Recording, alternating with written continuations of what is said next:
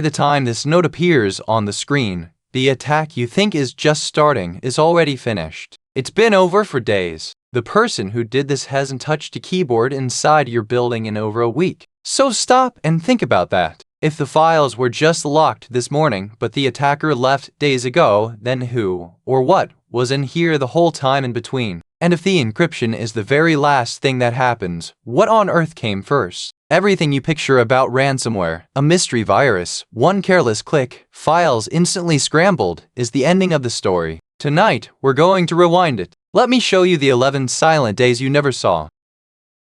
In the movies, ransomware is one click and a screen full of skulls. Real ransomware is a burglary, a human break-in that unfolds over days, sometimes weeks, while everything on your network looks completely normal. No alarm, no locked files, just an intruder already inside, quietly learning everything about you. And here's the scale of it. Ransomware is now one of the top cyber threats there is, and in 2024 it was the most pervasive threat to critical infrastructure in America, the pipelines and hospitals and utilities we all depend on. This is not a fringe problem, so let's run the clock. But before minute 0, you need to understand who you're actually up against. Because it isn't one lone genius in a hoodie, it's a business. Ransomware is rented out, like software. One crew, the operators, writes the malware and runs the brand. They recruit affiliates, freelancers who do the actual break-ins and keep most of the ransom, while the operators take a cut of every payout. And there's a third player. Often the affiliate doesn't even break in themselves. They buy their way in from an initial access broker, a specialist whose only job is to compromise networks and then sell working access to the highest bidder. So by the time anyone targets you, your front door may already have been broken open, packaged up, and sold. With that supply chain in mind, let's watch them walk in. Here's the first surprise. Most attacks don't start with some genius exploit. They start with a login, a valid username and password. Yours. Maybe it leaked in a breach. Maybe an infostealer grabbed it off an employee's home laptop and the credentials ended up in a bundle for sale. Or maybe, as we just saw, a broker already sold working access to your network. Very often the door is simply a remote desktop or VPN login left exposed to the internet with a weak or reused password. Why burn $1 million exploit when a password just works? And two-factor authentication? They get around it. They steal your session token, the little proof of login your browser holds onto after you sign in, and replay it so they never need your password or your second factor again. Or they just spam your phone with login prompts at midnight until you tap approve to make it stop. No malware required. They walk in the front door with a key.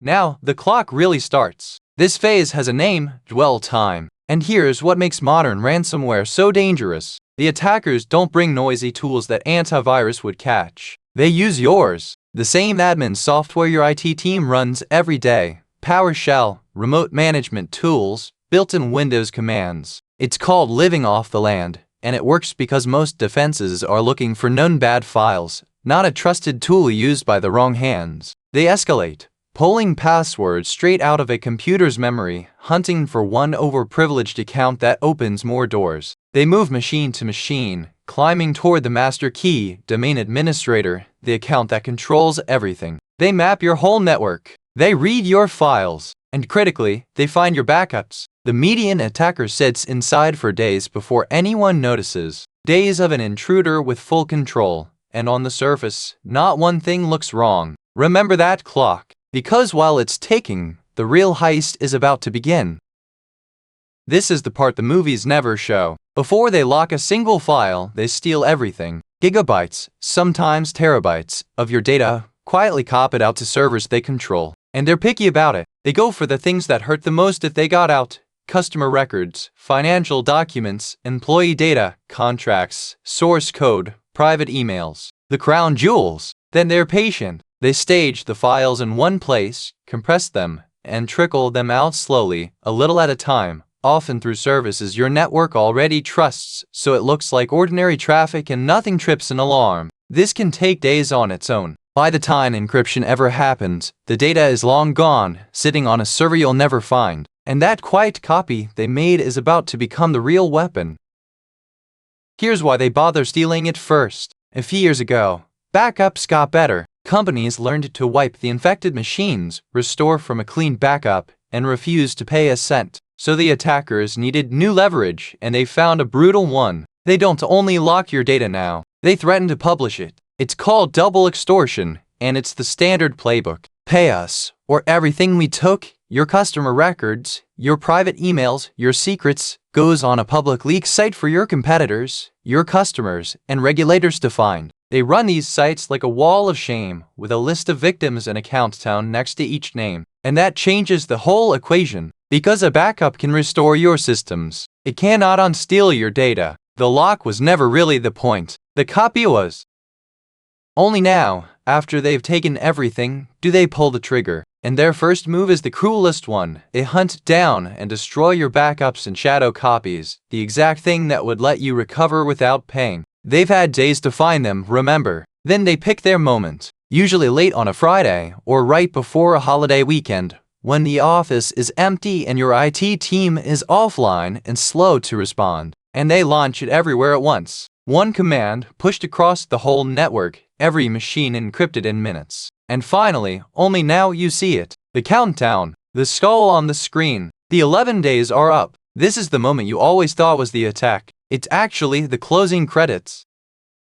And the note itself is not a screaming threat. It's a sales page. There's a countdown and a price that commonly doubles when the timer runs out. There's usually a link to a private portal on the dark web with a polite support chat where you negotiate, like talking to a help desk. They'll even decrypt one small file for free to prove they can, to make paying feel safe and rational. Some groups research you first and set the ransom to a number they think you can afford and your insurance might cover. Every part of this is engineered around one thing, panic. They want you scared, isolated, and on a clock. So you pay quickly, before you've called for help, before you've checked your backups, before you've thought too hard about whether paying actually solves anything.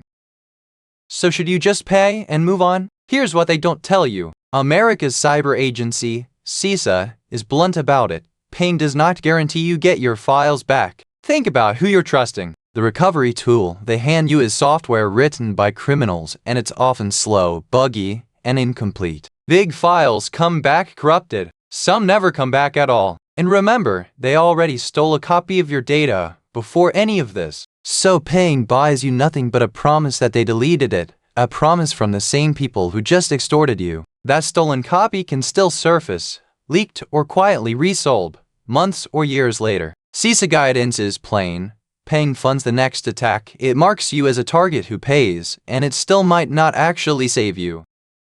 If this all sounds abstract, it isn't. May 2021. The Dark Side Group got into Colonial Pipeline, the biggest fuel line on the US East Coast. How did they get in? Not some movie exploit. A single old VPN account with a leaked password and no multi-factor authentication. One login. They hit the billing and IT side, but the company shut the actual pipeline down for about 6 days, and the East Coast saw fuel shortages and panic at the pumps. Colonial paid the ransom, around $4.4 million in Bitcoin. The unusual part, the FBI and Justice Department later traced and clawed back about 2.3 million of it. But the lesson is the front door. The whole crisis, the shortages, the millions traced back to one password that should have had a second lock on it.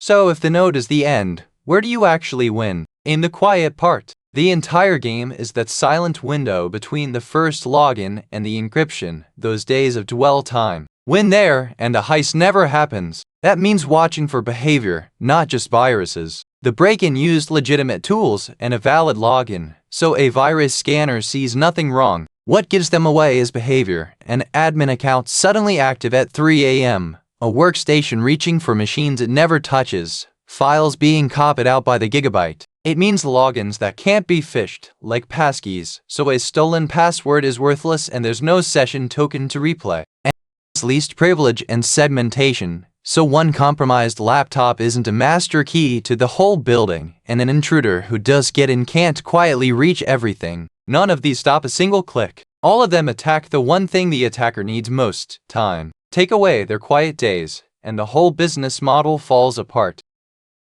And there's one more layer, the one that decides whether an attack is a catastrophe or just a bad week. your backups. Remember, their first move at detonation is to delete every backup they can reach. So the goal is simple: keep one they cannot reach. Security agencies point to the 3-2-1 rule. 3 copies of your data on 2 different kinds of media, with one of them kept offline or immutable, somewhere no admin login can quietly delete it. And then the part everyone skips: actually test the restore. An untested backup isn't a safety net, it's a guess. Because if you can rebuild from a clean copy they could never touch, then their leverage, the lock, just evaporates.